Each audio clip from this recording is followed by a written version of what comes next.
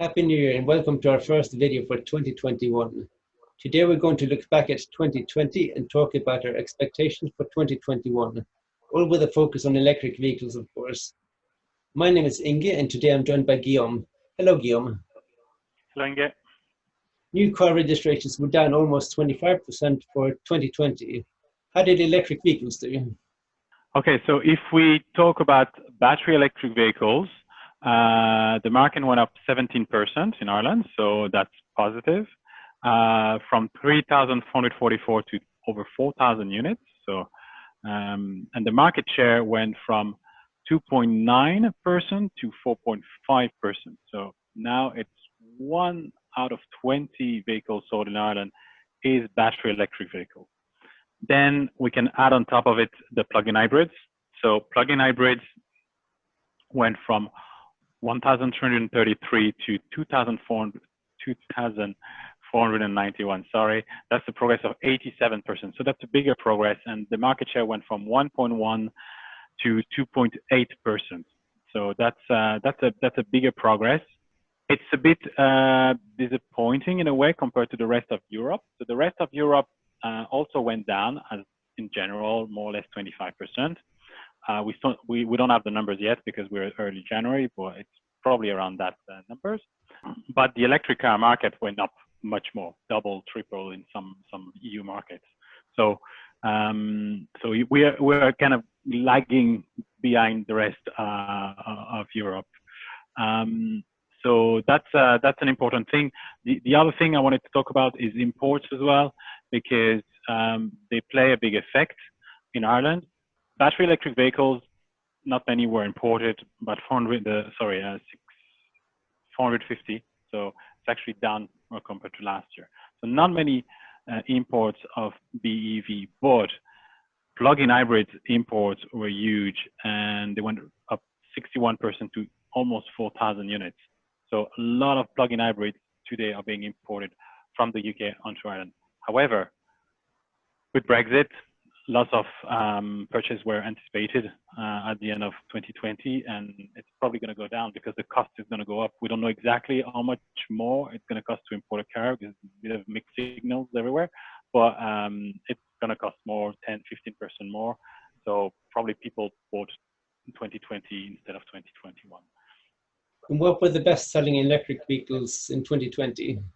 So if we focus on the battery electric vehicles, that's our thing, right? So the best-selling one was the Tesla Model 3, 724 sales. So that's a very big increase over last year. There was only 187, but the Model 3 started to be sold at the end of last year, so that's why there's such progress. But still, number one this year. The second car is the Nissan Leaf. That's 617 sales, so it's down 43%, so a big decrease. And there was another car, and this is now the third one, is the Kona 497, is down 54%, so it's even a bigger decrease. So that's quite impressive. Those two cars were leading last year, like by a great margin. They were quite obvious choices, and the other models were not as many first, and also not as available. There were many models that are now just behind those top three. They were not available in big numbers, and now they are. So people probably bought the Kona and the Leaf just because it was available last year, and now that's the other way around. They are buying some cars that actually are available that maybe people couldn't buy before.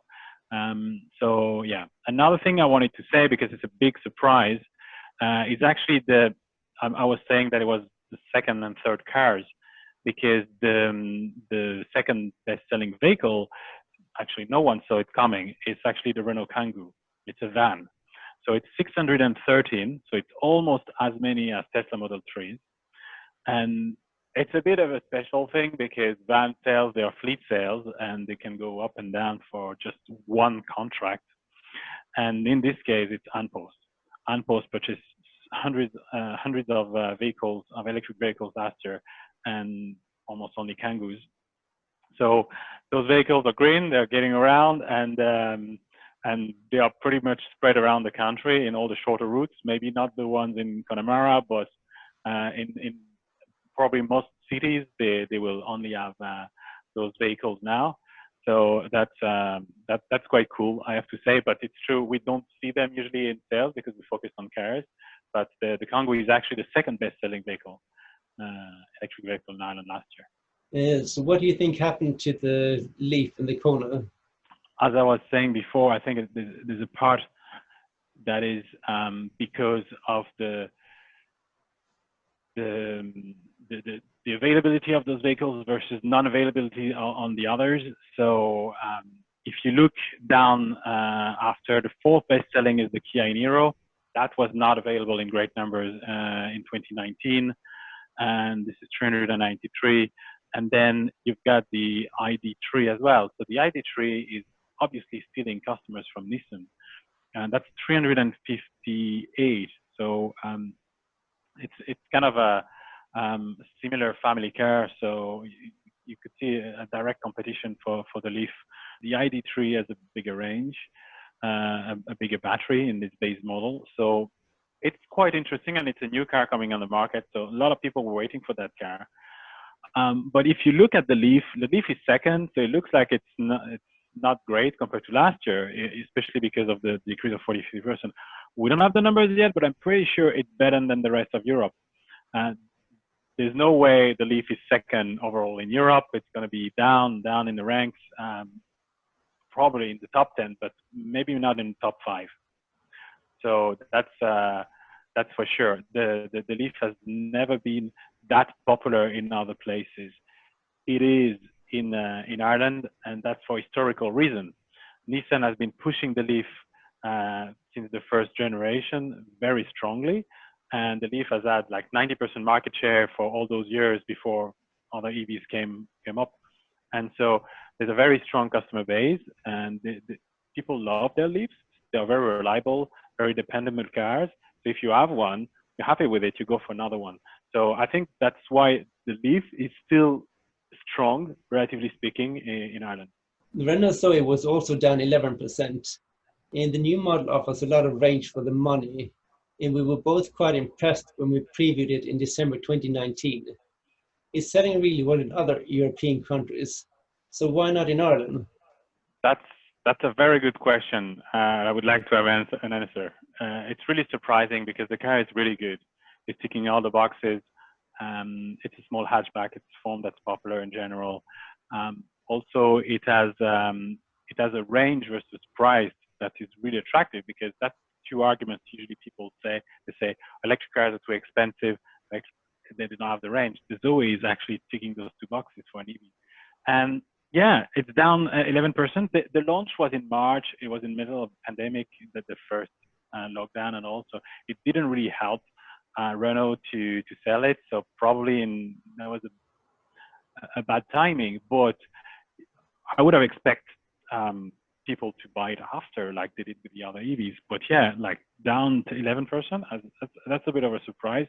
And if you indeed compare to the rest of Europe, the Zoe sales are more than doubled. In Germany, 30,000, they tripled in Germany. There are better incentives as well now. Over 30,000 Zoes were sold in Germany, and that was the best-selling EV in Germany in 2020, more than the e-Golf, and more than the Tesla Model 3, and more than the ID.3, even though the ID.3 has been launched toward the end of the year, and it's probably going to lead the German market next year. But that was a big surprise. Of course, France is pulling a lot. I mean, I think they sell like 40,000 Zoes last year, or maybe a bit more now. So those numbers are big. The Zoe is in the top 10 of all selling cars in France now. So that they are extremely popular. But in many other countries in Europe, they are selling quite well or leading the market. And overall, is the best-selling EV in 2020 in Europe, more than the Tesla Model 3. So why is it only 6th this year in Ireland? I don't know. It's difficult to explain. I think people knew about it because within the EV community, this is a car that is known. It's been around for a bit. there was an advertising campaign, and Renault, if you go on the website, it's always pushed towards the top. You know, they want to sell EVs. You know, so that's surprising. I don't know. We must get an answer for that. Hopefully next year is going to be better for the Zoe. Yes, hopefully. What about plug-in hybrids? What were the top-selling plug-in hybrids last year? So the best-selling plug-in hybrid was the Kia Niro, and that was 496. The second one was the BMW 330e. So that's the 3 Series, and that was a new version. So that was launched, I think about a year ago. I'm not sure exactly when. So that got second place, and the third most popular was the Mitsubishi Outlander plug-in hybrid. So yeah, that's a nice set. The Kia Niro is just over 30,000 euros, so it's actually relatively affordable compared to the other plug-in hybrids. Plug-in hybrids are usually vehicles that are premium and big, so they would be really expensive. Most of those are expensive SUVs. But yeah, the Kia Niro is one of the only non-premium in the best-selling ones. And then the Outlander is interesting because it's been existing for a long time. Sales were very poor in Ireland, but they cut down the price a couple of years ago, and the sales started to pick up. I think it starts 40,000 euro, and it's a big SUV, so people saw value in this. But more importantly, because it was extremely popular in the UK during the previous years, 830 units were imported as used vehicle, which is the best-selling used import, more than any BEV as well. So, and it was 927 in 2019. So it's actually down, but there are hundreds of those on the road, mostly imported. But the Outlander is actually the ones you would see in the street, the most popular plug-in hybrid. Did anything surprise you in 2020? Surprises. Well, first, the number of vehicles, especially plug-in hybrids. Now there are over 40 different plug-in hybrids available on the market, and every month there was a new one. There's a new one or two, and sometimes you don't even see them coming. It's like, oh, well, that's a new version of this vehicle. So the choice is really important. So I think that drove a bit the sales up. But if you look, I mean, even if the plug-in hybrids sales are up like almost 2,500 vehicles over the year, if you divide by the number of models, it's not many of each model. So it's there's a big margin there, and a lot of models are being sold in the tens, you know, and not many of them. For electric vehicles, I mean, 100% electric. Not too many surprises. Maybe the ID.3. We don't know that yet. I think it might be a bit too early to know because we don't really know how many people pre-ordered those cars or were interested in them. But it first arrived, I think, around September, and you know, already by the end of the year, it was already in the top 3, even though it was sold only for just over a quarter. So those numbers were quite important. But again, that was supposed to be sold from summer. It got delayed, and it was not delayed by the production. So the ID.3 story is a bit interesting because the production started early enough, but there was a software issue. So the cars were produced and then they were parked up. So they get a software update and then shipped. So usually when a new model is being sold, the production ramps up, and so sales gradually go up. This one, it was kind of a backlog, but the cars were actually produced, and suddenly they could release them, you know, in one big bulk. So that's we don't really know. We don't, because it's in only a few months. We don't really know if this is a big bubble that will blow, or if there is an actual big backlog of orders. So we'll see. It's going to be interesting for 2021. Which EVs do you think will be most popular this year? So the ID.3, of course. I think that might be the number one BEV. I'm not so sure about the Tesla Model 3. If you look at what happens in the other countries, in Europe, actually, it's going down everywhere, because probably there was all the people that've been waiting for this car for years. They registered those cars in 2019, so a lot of sales, and then it went down. As you know, Norway is one of those countries. It was extremely popular in 2019, and it went down. I don't know by how much, but I think that the Model 3 is going to go down in Ireland now as well in 2021. The ID.3 is probably going to be towards the top. The Zoe, I'm not sure, because if nothing changes, I don't see why it would be more popular than last year, unless there's a big advertising campaign or something like this. I'm not sure. I don't see the Leaf going strongly. There is nothing new coming into the range, and the Leaf is getting a bit old now, so I'm not sure about that. The Koreans are quite good, and they have good products up to date, so I think they were going to stay where they are. So yeah, all in all, I think the ID.3 is going to be leading, and I think as well there is the ID.4, which is a bit bigger. It's the SUV, and the Skoda Enyaq, which is a bit of the same size. So those are these SUVs. to come to Ireland? Yes, they are coming. They are already. You can already go on the website. They are Volkswagen and Skoda. None have been delivered yet, so they are going to come sometime soon. We don't know exactly when, but you have the prices and everything, and the prices are quite good. And those cars are quite big. So because they are SUVs and they are very spacious inside, they will appeal to the public. And those two brands have a good reputation here as well. So they are ticking a lot of boxes. And in the base model, they are very competitive. If you buy the top of the range, I think they are a bit expensive, and you get cars over 50,000 euro, which starts to be a bit a lot when you can get a Tesla at this price.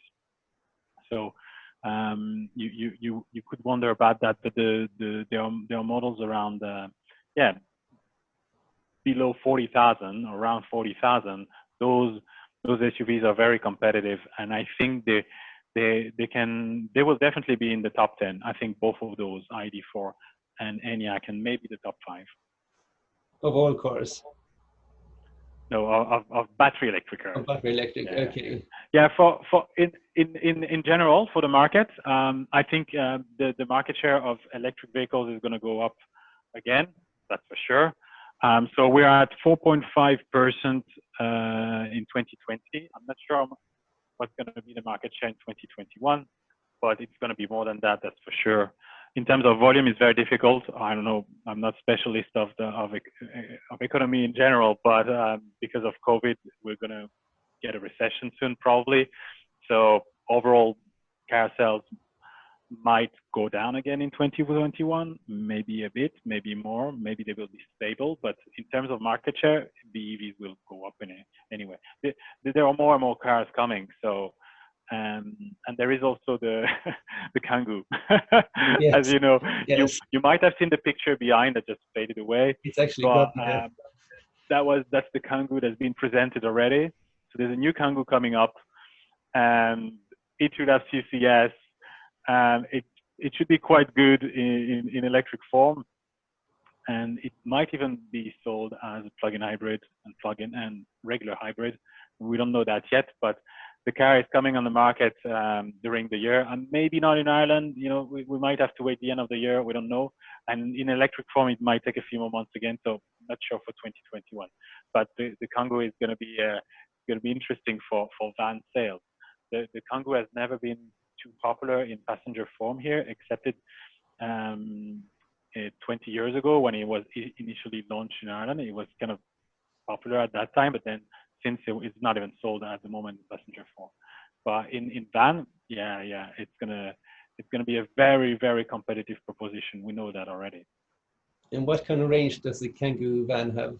Well, the existing one has a 33 kilowatt hour battery, so you would get 150 kilometers, maybe more, depending how you drive it. The good thing is it's not very powerful anyway, so you can't really drain the battery that fast. And it's a commuting vehicle, so you drive like mostly slowly. Um, so I think it's pretty the range is pretty stable, not too affected by the the driving style. It could be more affected by the weather because it depends how you use the heater. Something you might not think about when you have a passenger car is the size of the cabin to heat up. So the Kangoo, there are actually three versions of heating. It's quite particular. There is one that has the PTC, so the resistive heating. There is a heat pump as well, and there is you can have a diesel heater as well. And the reason why you can have that, which sounds a bit strange, is because the cabin is so big. So if you don't get the version that has a wall behind the two front seats, then there is so much to heat up that if you have the regular PTC, it's gonna use so much energy. So that's not good for your range. So that affects the range much more than the driving style. The new version, we don't know what's going to be the battery yet. Probably it's going to be closer to the Zoe, 50 kilowatt hours. I think it's something we can expect. But there might be another version that's smaller because, as it has been proven for fleet, if you can anticipate the range that you need because you anticipate the routes, so like postal services, they don't necessarily need a bigger battery. If a small battery is good enough, they're not going to pay the extra money for a bigger battery. And since we've seen that the Kangoo with a 33 kilowatt hour battery is suitable for many purposes, I wouldn't be surprised if this battery size still exists and allows the price to be a bit lower. And then there's a bigger battery size for other usage. And the CCS, we're waiting for that. So which EVs are you looking forward to the most this year? So this year, obviously in Ireland, I'm looking forward to see and test drive the ID3 and the Enyaq from Skoda. Sorry, ID4 and Skoda Enyaq. Those are really important vehicles, I think. For the rest, I don't see any major launch that's coming very soon, and they might be launched, but they will be at the end of the year or probably next year. So we can't really talk about that just yet. But yeah, as I was saying on a bit earlier, probably the ID3, the ID4, and the Enyaq are going to be very interesting contenders. There's another one as well that deserves to be looked at is the Peugeot E2008. It's a family SUV, so a bit smaller than the ID4 and Enyaq, but it's a very good vehicle. The battery is 50 kilowatt hours, and it's already on sale. I think the thing is Peugeot is not very strong in Ireland in general, so this car might not have a huge impact on the market, but it's actually a very interesting product. It's a very high quality product, very impressed. It's better quality when you get inside than the current Volkswagen electric vehicle. So it's quite good. And Peugeot has turned around with their latest product, the type of product they're showing. It's really good. So this is something that could be interesting. There is the smaller E208 and also the Opel Corsa. They all share the same battery. So those are existing vehicles that are coming in there. And another one as well is the Opel Mokka. Again, same powertrain, same battery. All of these are the same. And the Opel Mokka is also a small SUV, so that could be a shape that interests people. There's another car that you have seen on the channel earlier a few weeks ago is the Citroën EC4. Again, same battery, same powertrain. Citroën is not very popular, so I don't think it's going to sell in huge numbers, but if you want something a bit different, it looks like a lifted hatchback. It's kind of a liftback, but it's kind of high up, a bit like a crossover. So it's a very interesting shape, and the car is nice. It looks good, I think, on the outside, and it should be priced correctly. So, but all of these are not going to sell in huge numbers. It looks like we have a lot to look forward to in 2021. You can find more details on EV sales on irishEVowners.ie. The links are in the video description. And please subscribe to our channel for everything you need to know about electric vehicles in Ireland. Bye for now. Bye guys, see you.